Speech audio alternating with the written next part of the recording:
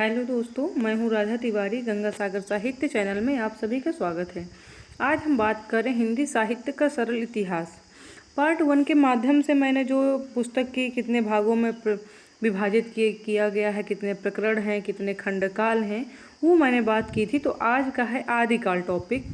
जो हिंदी साहित्य का सरल इतिहास है विश्वनाथ त्रिपाठी जी की पुस्तक, उसमें क्या है, हिंदी साहित्य का जैसे हम बेस कहाँ से पढ़ें, शुरुआत हम कहाँ से करें, बेसिक अंडरस्टैंडिंग मजबूत करने के लिए हम ये किताब पढ़ते हैं। तो पहले अगर हम शुक्ल वाली किताब पढ़ने लगेंगे तो हमें चीज़ें समझ में नहीं आएंगी। इसके पहले सबसे पहले हमें यदि हिंदी साहित्य का इतिहास समझना है तो सबसे पहले हिंदी साहित्य का सरल इतिहास विश्वनाथ प्रसाद त्रिपाठी जी की पुस्तक पढ़ना बहुत ही महत्वपूर्ण है। तो उसी सीरीज में हम आज बात कर रहे हैं टॉपिक आदिकाल। क्या है आदिकाल? तो आदिकाल हम पढ़ेंगे, देखिए सामाजिक पहली स्थिति पढ़ेंगे आदिकाल की। आदिकाल विविध और परस्पर विरोधी प्रवृत्तियों का काल है। हर्षवर्धन के बाद किसी ने केंद्रीय सत्ता स्थापित नहीं की है। क्या है हर्षकाल? क्या है हर्षवर्धन के बाद किसी ने केंद्रीय सत्ता स्थापित नहीं की है। युद्ध या बाहरी हमलों का कोई प्रभाव जनता पर नहीं पड़ता था। युद्ध हो या बाहरी कोई हमला हो, उसका क्या है, जनता पर कोई बाहरी प्रभाव नहीं पड़ता था। भूमि और नारी का हरण राजाओं पर लिखे गए काव्यों के सामान्य विषय हैं। जो सामान्य विषय काव्य के होते थे, भूमि और नारी के हरण की गाथाएं लिखी जाती थीं। सामंतवादी व्यवस्था में भूमि संपत्ति का स्रोत होती थी। जो सामंतवादी व्यवस्था होती थी उसमें जो भूमि है, भूमि ही संपत्ति का एक स्रोत होती थी। रक्त या वंश की शुद्धता और उच्चता में नारी की निर्णायक भूमिका होती थी। वंश शुद्ध है या नहीं, रक्त शुद्ध है या नहीं, उसमें उच्चता, जो नारी की महत्ता, नारी की भूमिका निर्णायक होती थी। ये नारी शुद्ध है, नारी संस्कारिक है, तो उसकी क्या है भूमिका, उच्चता या शुद्धता में नारी की भूमिका निर्णायक होती थी। अर्थव्यवस्था की बात छोड़ दें तो कहा जा सकता है कि सामान्य जनता की दैनंदिन जीवन पर राज्य की अपेक्षा धार्मिक मतों का अधिक प्रभाव पड़ता था। क्या है कि अगर सामान्य जनता की हम बात करें तो जो सामाजिक दैनंदिन जीवन पर राज्य की अपेक्षा धार्मिक स्रोतों पर अधिक प्रभाव था, कि धार्मिक प्रभाव ज़्यादा था। क्या है आदिकाल के अंतर्गत इस काल में संस्कृत प्राकृत और अपभ्रंश में भी रचनाएं हो रही थी, और साथ ही साथ अपभ्रंश के केचुल को छोड़ती हुई हिंदी भी अपना रूप ग्रहण कर रही थी। क्या बताया जा रहा है कि आदिकाल के अंतर्गत क्या है, पहले इसमें कौन कौन, संस्कृत, प्राकृत और अपभ्रंश, ये में तीनों भाषाओं में क्या होती थी, रचनाएं होती थी। लेकिन जो अपभ्रंश से अपना केचुल छोड़ते हुए हिंदी भी अपना रूप ग्रहण करे। केचुल से ऐसे है कि अपभ्रंश भाषा कुछ नया रूप परिवर्तित कर करके हिंदी भाषा का रूप ग्रहण कर रही थी। इस काल में आवागमन के साधन आज जैसे विकसित नहीं थे। इसका परिणाम यह दिखलाई पड़ता है कि इस विशाल क्षेत्र के विभिन्न स्थानों पर रची हुई कृतियों में भाषागत विभिन्नता अर्थात क्षेत्रीयता का रंग अधिक है। क्या है इस जो काल था इसमें ज़्यादा परिणाम ये दिखलाई पड़ता है कि क्या है, आवागमन के साधन आज जैसे विकसित नहीं थे। जाहिर सी बात है आदिकाल में आवागमन के साधन कहाँ थे, तो जब विकसित नहीं थे, इसका परिणाम ये दिखलाई पड़ता है कि इस विशाल क्षेत्र के विभिन्न स्थानों पर रची हुई कृतियों में भाषागत विभिन्नता अर्थात क्षेत्रीयता का रंग अधिक है। इसलिए आदिकाल का हिंदी साहित्य अनेक बोलियों का साहित्य प्रतीत होता है। वस्तुतः यह काल अनेक दृष्टियों से संधि काल है। धार्मिक दृष्टि से इस काल में अनेक ज्ञात अज्ञात साधनाएं प्रचलित थी। सिद्ध, जैन, नाथ आदि मतों का इस काल में व्यापक प्रचार किया गया था। इनका साहित्य भी प्रचुर मात्रा में उपलब्ध। कहते हैं धार्मिक दृष्टि से इस काल में अनेक ज्ञात अज्ञात साधनाएं प्रचलित थी। सिद्ध, जैन, नाथ आदि मतों का इस काल में व्यापक प्रचार किया गया था। इनका साहित्य भी प्रचुर मात्रा में उपलब्ध है। आदिकाल में सिद्ध, नाथ, जैन का क्या है, जो साहित्य है प्रचलित है।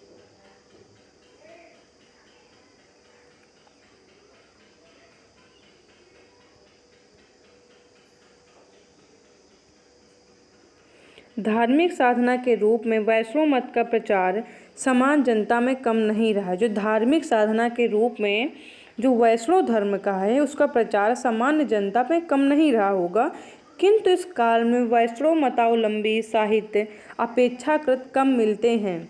इस्लाम का प्रवेश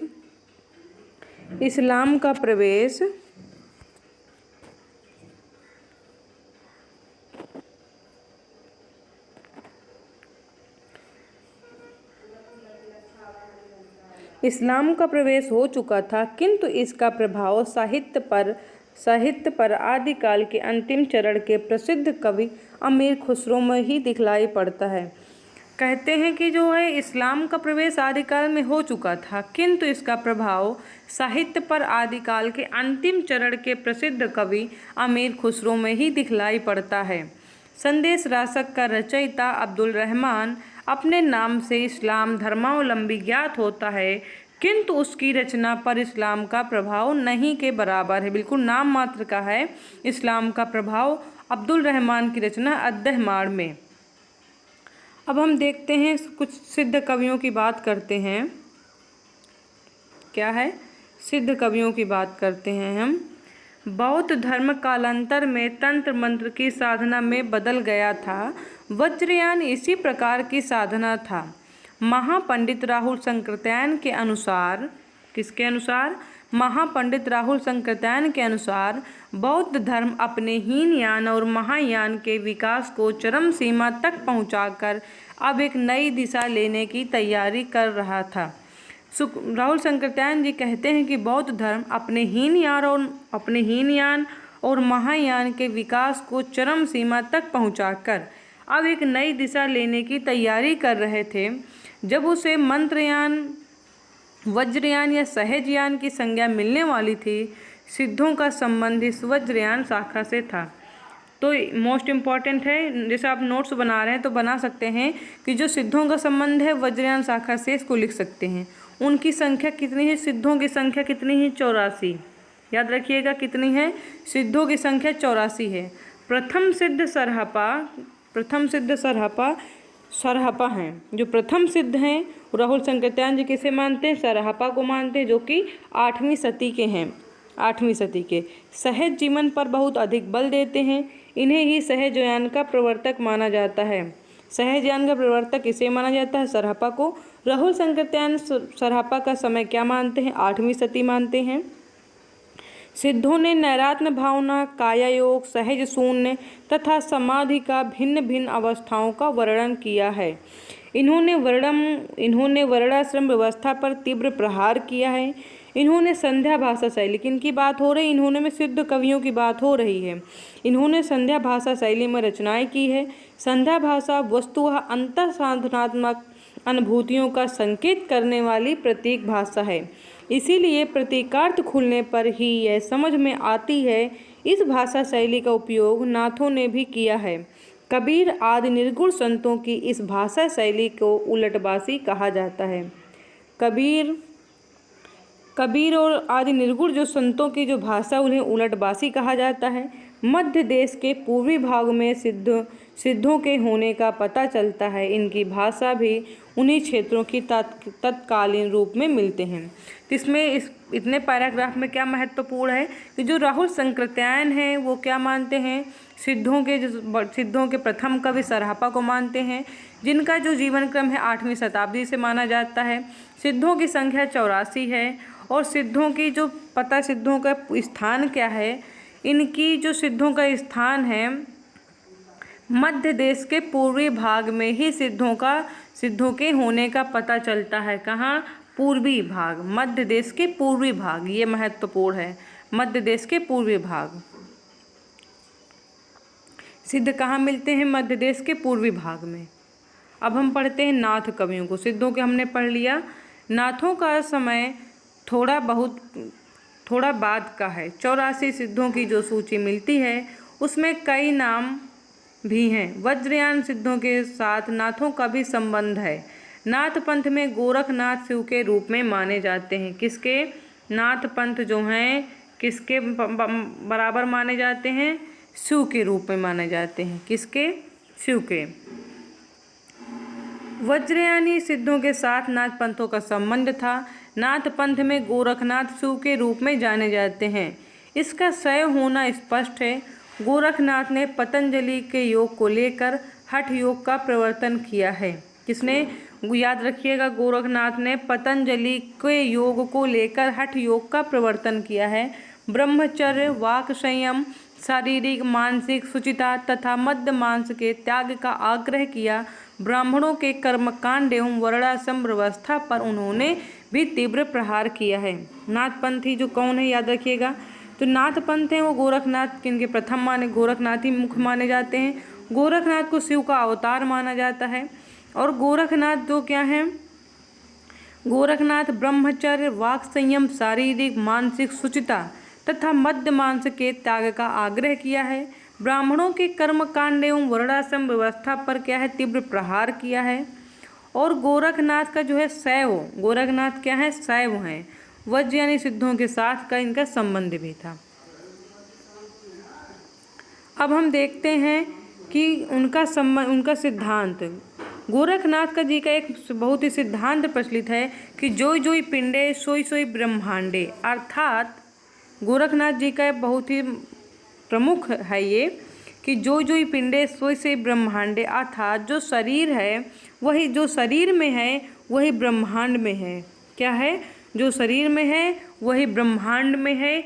इड़ा पिंगला नाद बिंदु की साधना, षट चक्र भेदन, शून्य चक्र में कुंडलिनी का प्रयोग आदि नाथों की अंतः साधना के मुख्य अंग हैं। संध्या भाषा या उलटबासी की शैली का प्रयोग इन्होंने भी किया है। क्या है? नाथों ने भी संध्या भाषा और उलटबासी भाषा का प्रयोग किया है। नाथों ने क्या? इड़ा पिंगला नाद बिंदु की साधना, षट चक्र भेदन, शून्य चक्र में कुंडलिनियों का प्रयोग आदि नाथों की अंतः साधना के मुख्य अंग हैं। नाथों का निवास स्थान कहाँ, याद रखिएगा, मध्य देश का पश्चिमोत्तर भाग। पहले सिद्धों का कहाँ बताया गया है? मध्य देश का पूर्वी भाग में सिद्धों का स्थान बताया गया है, निवास स्थान। नाथों का स्थान मध्य देश का पश्चिमोत्तर स्थान बताया गया है। परंपरा से प्रसिद्ध है कि गोरखनाथ मत्स्येंद्रनाथ के शिष्य थे, अर्थात गोरखनाथ के जो गुरु का नाम क्या था? मत्स्येंद्रनाथ या मच्छंदरनाथ। गोरखनाथ के गुरु का क्या नाम था? मत्स्येंद्रनाथ या मच्छंदरनाथ। मच्छंदरनाथ के गुरु का क्या नाम था? जलंधर था। मच्छंदरनाथ के गुरु का क्या नाम था? जलंधर था। राहुल शंकरत्यायन गोरखनाथ का समय विक्रम की 10वीं सदी मानते हैं। याद रखिएगा, जो राहुल शंकरत्यायन जी हैं वो गोरखनाथ के समय क्या मानते हैं? विक्रम की 10वीं सदी। जैसे राहुल शंकरत्यायन पहले सिद्धों के जो सरहपा हैं उनका जीवन काल 8वीं सदी मानते थे, वैसे ही राहुल शंकरत्यायन गोरखनाथ का समय क्या मानते हैं? विक्रम की 10वीं शताब्दी मानते हैं। रामचंद्र शुक्ल ने इन्हें पृथ्वीराज चौहान के समय का जानकर, जो गोरखनाथ का समय है रामचंद्र शुक्ल जी ने पृथ्वीराज चौहान का समय बताया है। और पंडित हजारी प्रसाद द्विवेदी ने इन्हें 10वीं सदी के शताब्दी का मानते हैं। जो हजारी प्रसाद द्विवेदी हैं और राहुल शंकरत्यायन इन्हें 10वीं शताब्दी का मानते हैं, लेकिन जो रामचंद्र शुक्ल जी हैं वो गोरखनाथ जी को पृथ्वीराज चौहान के समकालीन बताते हैं। अब हमने सिद्ध पढ़ लिया, नाथ पढ़ लिया, सिद्ध संप्रदाय, नाथ संप्रदाय हमने पढ़ लिया है। अब हम देखते हैं जैन मतावलंबी कवि।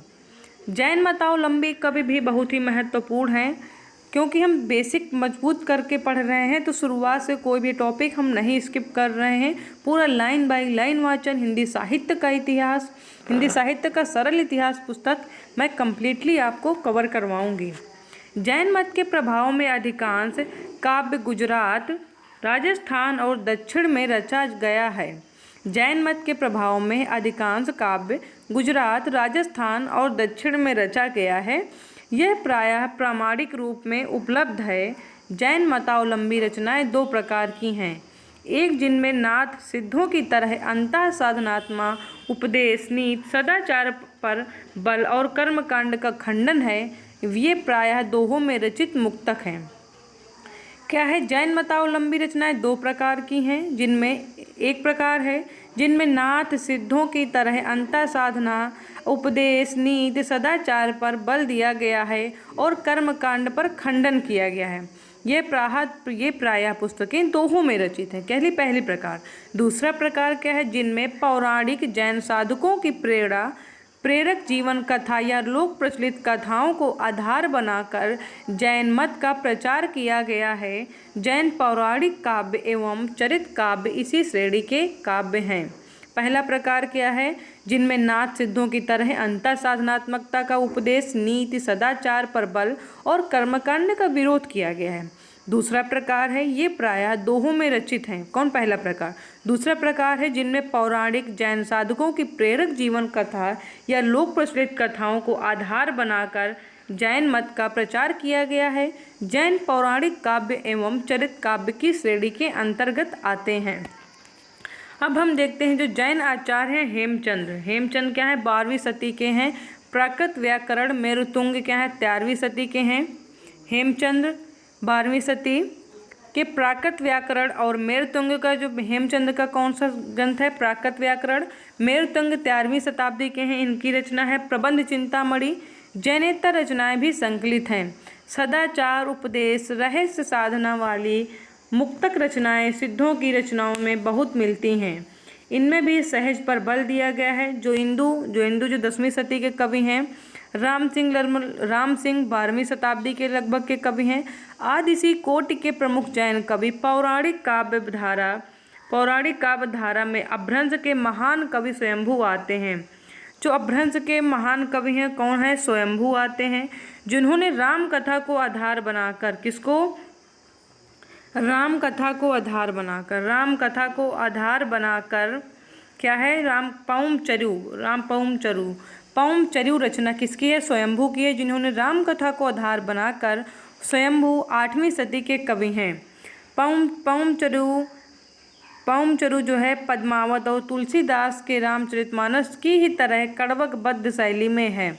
जो पौमचर्यु रचना है वो पद्मावत और तुलसीदास के रामचरितमानस की ही तरह कड़वकबद्ध शैली में है। अभ्रंश के अन्य प्रसिद्ध कवि पुष्पदंत 10वीं सदी के महापुराण की रचना की है। जो क्या है?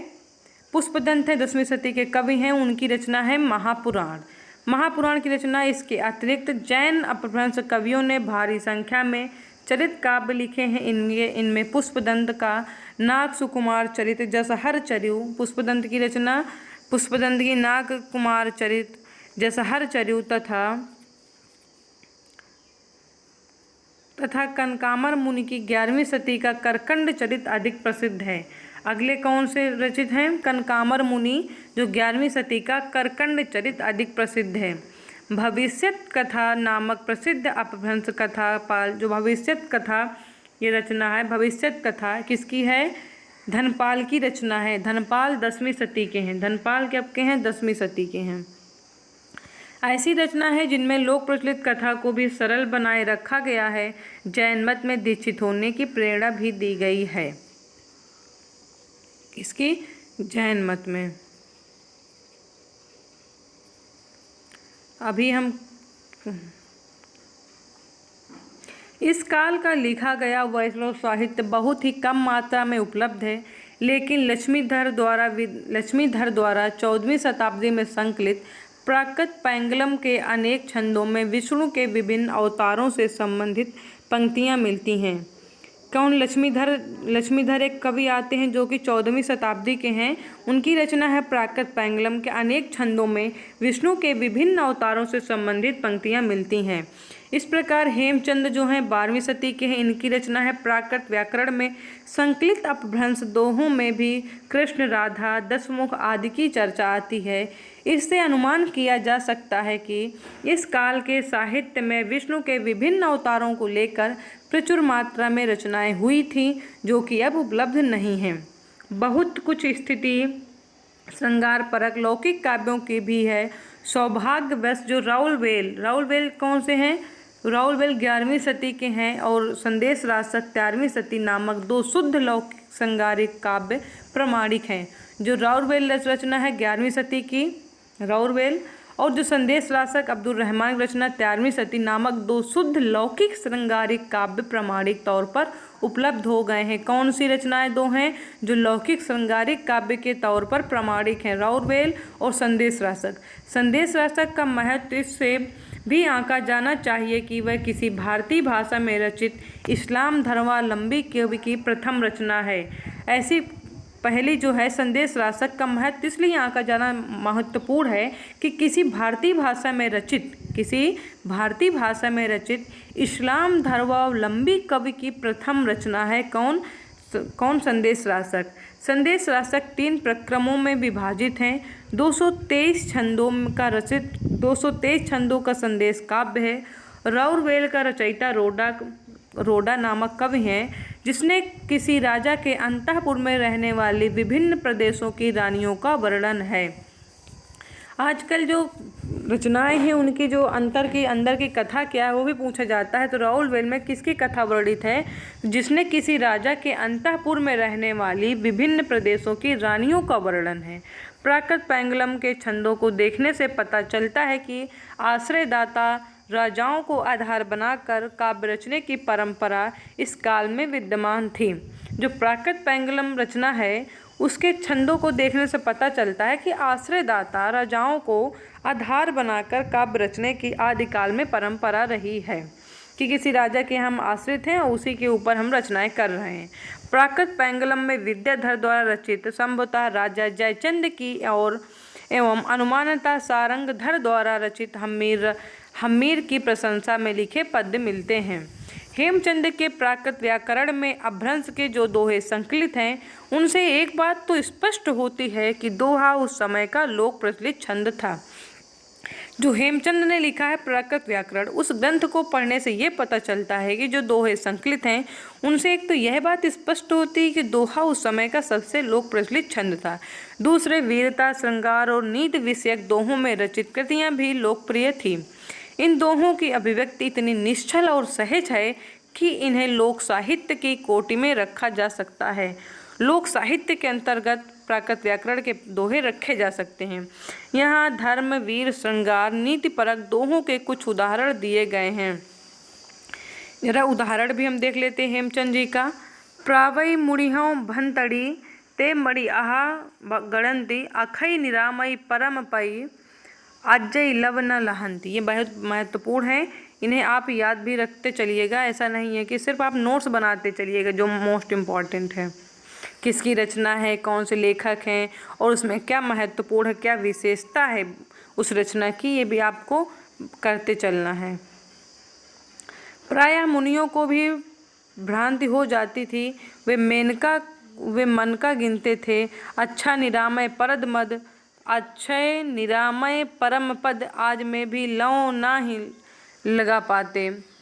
अगला है वीर पाई भी लगी अंतरड़ी, सिर लहस्यों खंचन से तोई कटाई हथऊ बल की जो कंतस। पाँव में अंतड़ियाँ लगी हैं, सिर कंधे से लटक गया है तो भी हाथ कटार पर है, ऐसे कि मैं बली जाती हूँ। इसमें जो व्याख्या हिंदी बताई गई, आजकल अर्थ पूछ लेता है कि पंक्तियों का किसकी है। प्राकृत पाणिनि के दोहे हैं हेमचंद की रचना के। श्रृंगार के हैं पिय संगम कौ निदड़ी, पियहो परोख हो केम, मह विन्ने विनाशिया निंद न एम बिन तेम्ब। प्रिय के संगम में नींद कहाँ, प्रिय के परोक्ष में सामने न रहने पर नींद कहाँ। मैं दोनों प्रकार से नष्ट हुई, न तो नींद ही मिली न त्यों। नीति के दोहे हैं प्राकृत पाणिनि में। जो गुण गोवई अपड़ा, पड़या करई परसु, तसु हूँ कलजुग दुल हों, बल के जो सुअरसु। जो सपना गुण छिपाए, दूसरे का प्रकट करे, कलयुग में दुर्लभ सजन पर मैं बल जाऊँ। जो अपना गुण छिपाए और दूसरे का गुण प्रकट करे, कलयुग में ऐसे दुर्लभ सजन को मैं बल जाऊँ, ये दोहा था। दोहा, पद्धड़िया, गेय पद अपभ्रंश काल के प्रमुख छंद थे। अब हम कितना अपभ्रंश का आदिकाल के हमने नाथ, सिद्ध, सरहपा और जो है जैन, इतने मत नाथ, सिद्ध, नाथ और जैन तीनों ही मत पढ़ लिए हैं। अब हम अगला पार्ट 3 क्लास 3 के अंतर्गत हम क्या पढ़ेंगे? वीर गाथा काव्य तो अभी के लिए इतना ही। आपको कैसे समझ में आई क्लास, ये भी आप कमेंट बॉक्स में बता दीजिएगा। अभी के लिए इतना ही, धन्यवाद।